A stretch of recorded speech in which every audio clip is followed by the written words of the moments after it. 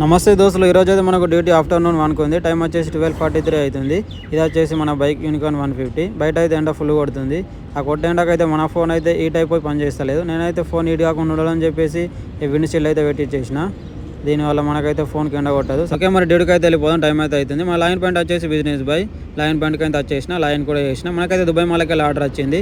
Dubai mall అయితే rules change చేసారు. Parking rules ముందు అయితే ఫ్రీ ఉంటుండే, ఇప్పుడైతే సాలిక్ కూడా పెట్టారు. అలాగే పార్కింగ్ కూడా చేంజ్ చేసారు.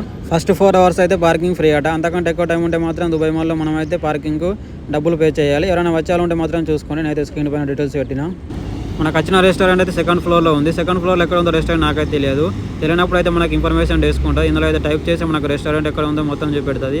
లొకేషన్తో సహా చూపెడుతుంది. నాకైతే తెలియదు కాబట్టి నేనైతే ఇందులో టైప్ చేసి చూస్తున్నా. ముందు నుంచి రెడీ చేసుకోవాలని చెప్పేసి రెస్టారెంట్ దగ్గరికి అయితే వచ్చేసిన. మన ఆర్డర్ నెంబర్ వచ్చేసి 4046. మన ఆర్డర్ రెడీ ఉందో లేదో చూడాలి. మన ఆర్డర్ అయితే రెడీ ఉంది. ఆర్డర్ అయితే తీసేసుకున్నా. ఈ బ్యాగ్ అయితే కంపల్సరీ తీసుకురావాలి. బ్యాగ్ లేకపోతే మనకైతే ఆర్డర్ అయ్యారు రెస్టారెంట్ వాళ్ళు. ఆర్డర్ అయితే పికప్ చేసుకున్నా. పార్కింగ్కి అయితే వెళ్ళిపోదాం. కస్టమర్ లొకేషన్ వచ్చేసి 3 కిలోమీటర్న్నర ఉంది. మనకైతే బైక్ వాళ్ళకైతే పార్కింగ్ ఫ్రీ ఉంటుంది దుబాయ్ మాల్లో. అది ఓన్లీ కార్ వాళ్ళకే చేంజ్ చేసిరు పార్కింగ్. ఇది వచ్చేసి దుబాయ్ మాల్ బయట.